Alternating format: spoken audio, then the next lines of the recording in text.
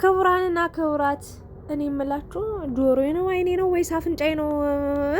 ሀይሚ ያረገዘች በቃ እና የሆነ ልጃችን ምናምን አስረገዛት፣ ብሩክ አስረገዘ። አረ እናንተ ምንድነው እንሰማው ነገር? እዩ እዛ ጋር ልጅ ኝኝኝኝኝ ስትል ሀይሚ በዚህ ባቋራጭ ቀብ አረገችው። አረ አይሆንም። ብቻ አራት ልጆች እንዳይሆኑ ብቻ አራት እንዳይሆኑ ሀይሚ በቃ ሞተች። የምሬ ነው ብላችሁ እንዴ ምን ተኩ ዛሬ ከባድ ነው ራሱ። ወይ ጉድ! እዩ በቃ አለቀላት ዛሬ ጨለለች፣ በቃ አበደች። እናንተ ሀይሚና ብሩክ አመረሩ እንዴ? የሆነ አረጉ እንዴ? አረ አይሆንም እንዴ! ይሄማ ቀልድ መሆን አለበት እንዴ! የምር እኮ ስቲክ ይዘው መጣው ምናምን አሳዩ። አርግዣለሁ እንዴ የምትወልድበትን ወቅትና ወር ራሱ እኮ እየተናገረች ነው ሀይሚ። አረ ተው ወይኔ ልባችን ቀጥል ያደረጉት እኮ ነው እናንተ። አይመስለኝም ሀይሚ እንደው አጠጠታ የሆነ አስክረ ካልሆነ እኔ የሰጠሁት ነገር የለም ብላለች። እውነቷን ነው። እና ብሩክ ደግሞ አንቺ ነው የሰከርሽኝ ይላል። ለማንኛውም አንተ ያሰክረ ደንዝዘ ምንም ልታደርግ ስለማትችል ጠርጥሩ እኔና ያደነዝዘኝ ብላለች። እና ሀይሚና ብሩክ እንግዲህ በጣም ከባድ ውጥረት ውስጥ ነው የሚገኙት። በዛ ውጥረት መሀልም ዛሬ ብቅ ብለዋል። በምንድን ነው ብቅ ያሉት? እንግዲህ ሀይሚን ብሩክ እንዳስረገዛት ወይም ሀይሚ እንዳረገዘች ነው መጥተው የተናገሩት። ከዛ ለቤተሰብም ልንናገር ነው እያሉ ነበር። ብሩክን በጣም ደስተኛ እንደሆነ ከሰርጉ በፊት በቃ ስለ ልጅ ስለ እርግዝና ይሄ ቪዲዮቸው እንደው ባለሳሳት ከ10 በላይ ይሆናል። በቃ ስለ ልጅ ያወሩት ምናምን ነገር እውነት ለመናገር እና ወሬያቸው ምናምን ሀሳቡ ደስ የሚል ሆኖ ሳለ ይህ ነገር የእውነት ነው ወይስ አይደለም የሚለው እንግዲህ ወደ ኋላ ነግራችሁ ይሆናል። ለማንኛውም ግን ሙሺ እንግዲህ ልጅ በጣም እንደምትወዳ አውቃለሁ። ስለዚህ ከሰርጋችን በፊትም ይሄ ነገር ሊከሰት ይችላል ወይም ደግሞ ልጅ ሊመጣ ይችላል። ስለዚህ በጣም ደስተኛ ነኝ፣ በፈለገው ጊዜ ቢመጣ ብሩክ ደስተኛ ነኝ እያለ ነበረ። እና ልጅ የእግዚአብሔር ፍጡር ነው፣ የእግዚአብሔር ጸጋ ነው። እናት አባት የልጅ ልጅ ማየት ያስደስታቸዋል። የልጅ ልጅ ማየት ኩራታቸው ነው እውነት ለመናገር እና በጣም ከምነግራችሁ በላይ ሙሺም ደግሞ ትልቅ ጉጉት አላት። እና ግን እንደኔ ለምን እንኳን አይደለም አንድ ልጅ 10 ልጅ አታረግዝም? ግን ደግሞ ለሀይሚዬ የኔ ወርቅ ብሩክ እቺ ዳርታ ደስ አላለችኝ። ልጅቷ ትወለድና ሴት ነው የምትወለድ አለ። ከዛስ በቃ ህጻኗ አድጋ ምናምን ከዛ የሰርጋችንለት አበባ እንድትበትንልን ነው የምንፈልገው። አረ ችግር የለም የጎረቤት ልጅም እኔ ወልጄም ቢሆን ለነገሩ አይደርስም እኔ ወልጄ እንኳን ለማንኛውም ማለት ነው የጎረቤት ልጅም ፈልገን ቢሆን አበባ በታኝ አናጣም። ብሩክ ሰርጉንማ እንደዚህ አትፍራ። መጀመሪያ ሰርግ መኖር አለበት እንዴ። ሀይሚ የቆንጅት ብላ ውብ ሆና ንግስት ሆና የሽምግልና ፕሮግራሙንም ከአስከፈ ማየት ፈልጋለሁ። ተንበርከካይ እናቷን የአባቷን ጉልበት ስስም የምሬን ነው ብላችሁ ትክክለኛ ነገር ማየት እንፈልጋለን። ሰርግም እንደዛውና እንዲህ በቀላሉማ ቢሆን ነገር የለም። ሀይሚ እንደ አልሰጥም እንደ ጎመጀ ትቀራታለ ለኔ የሚገባ ጥሎሽ ከሌለ እንደ ጎመጀ ትቀራታለ እያለች እንደ ዘፋኛ ሀይሚ እንደ ብሩክን ታስጎመጇለሽ ብዬ ነው የማስበው እንጂ እንዲማ አራራ ታው እንጂ እንዴ። ለማንኛውም ግን እኔ ስለዚህ ሲያወሩ መቤቴን በጣም የሆነ ነገር ይነዝረኛል የሆነ ነገር ማለት ነው። እንዴ አመራራ እናንተ ቪዲዮን ካሁን አይ በቃ ልናዝናናችሁ ነው አይ ምናምን ሊሉ ነው ብዬ ስጠብቅ አላሉ። ግን እውነታው እኔ ሀይሚ እንዳላረገዘች ነው የምረዳው። ማለት አወራራቸው ራሱ ያስታውቅባቸዋል። እግዚአብሔርን ያላቅም ሀይሚንና ብሩክን በደንብ አውቃቸዋለሁ ብዬ ነው የማስበው። ሲከፋቸውም ደስ ሲላቸውም በተለይ ሀይሚን የእውነቴን ነው የምላችሁ በቃ ፊቷን አነበዋለሁ በጣም ብዙ ጊዜ ማለት ነው። አንብቤው ተረድቻ ታውቃለሁ። በጣም በብዙ መንገድ ሲቀር ሲላትም ደስ ሲላትም እንዲሁም ደግሞ የሆነ ስሜት ሲሰማት መድኃኒዓለምን አይኖቿን አይቼ የምረዳበት አጋጣሚ አለ።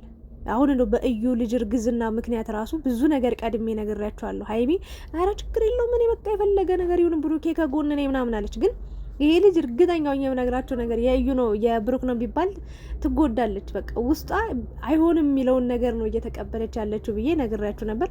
በኋላ ላይም ሀይሚ ከፋት በቃ የእሱ ልጅ ነው ቢባልስ ብንለያይስ የሚል ሀሳብም ይዛ መጣች። ለማንኛውም ግን የእውነት አይመስለኝም የእውነት ለመናገር ምክንያቱም እኔ እንጃ አላቅም። ሀይሚ በዚህ ልክ ከሆነም ሆነ ነው። ከምትወዱት ሰው ጋር ምንም ነገር አድርጎ አትጸጸቱ።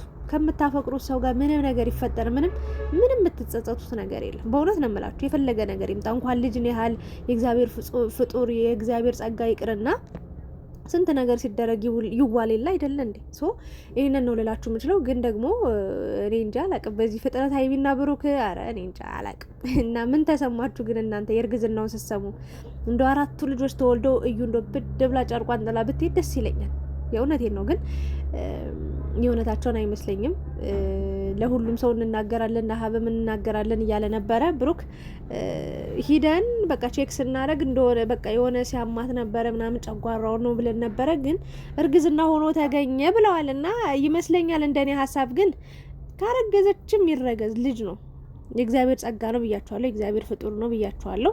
ካልተረገዘም ደግሞ መረገዙ አይቀርም፣ አንድ ቀን መሆኑ አይቀርም። ግን አሁን ላይ በእዩ ጉዳይ ሁላችንም ቴንሽን ሆኖናል። በቃ የምትናገረው ንግግር፣ ንቀቷ፣ ጥጋቧ በጣም ሁላችንንም እያበሳጨን ያለ ነገር ስለሆነ ይሄን ነገር በቃ በጣም ቢዚ አድርጎናል። እና ሀይሚና ብሩክ ከምንጨነቅ ወይም ደግሞ አትጨነቁ አለን በቃ ማለት እኛ ደስተኛ ነን ደህና ነን ለማለት ወይም ደግሞ እኛን ፈታ ለማድረግ እኛን ለማዝናናት ይመስለኛል። እና ይህንን ነገርም በደንብ እንድንነጋገርበት ፈልገው ሊሆን ይችላል።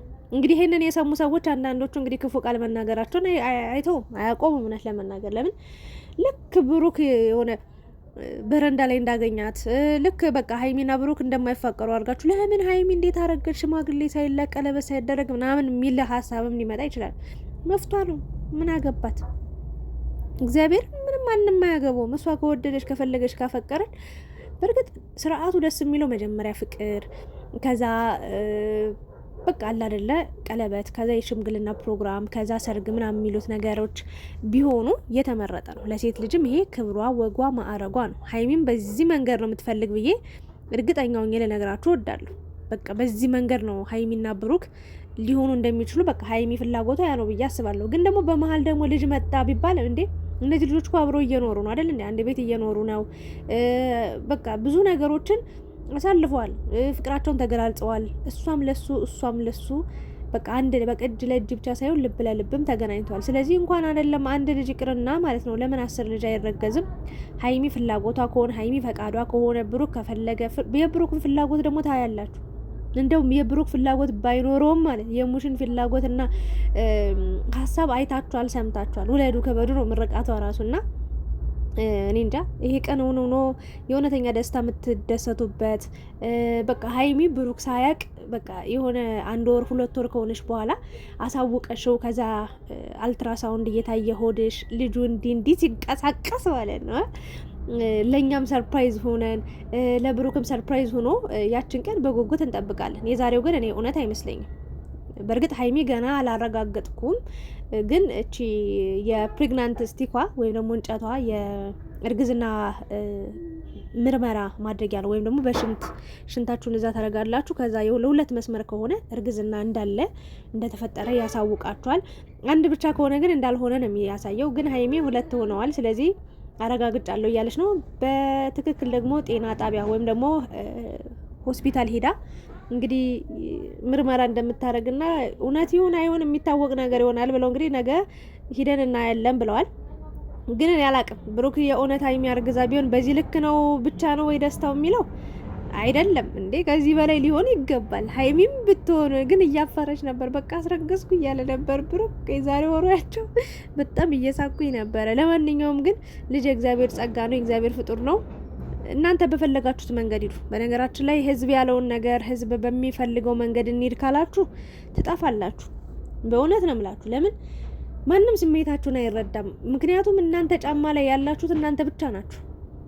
እየረገጣችሁ በምትሄዱት መንገድ ኮረኮንች ይኑረው፣ ጥሩ መንገድ ይሁን፣ ሾክ ይኑረው፣ ድንጋይ ይኑረው፣ የሚታወቃችሁ ለራሳችሁ ነው አይደል እንዴ? የጫማችሁ ስር ለሌላ ሰው አይታወቅም። ስለዚህ እናንተ የራሳችሁን ስሜት ነው እንትን ማለት ያለባችሁ ብዬ አስባለሁ። በእርግጥ ደስ የሚለው ወግ ማዕረጉ በቃ እንደሚታወቀው ነው። ፍቅር፣ ቀለበት፣ ሽምግልና፣ ሰርግ እየታወቀ ነው። ከዛ ልጅ ነው።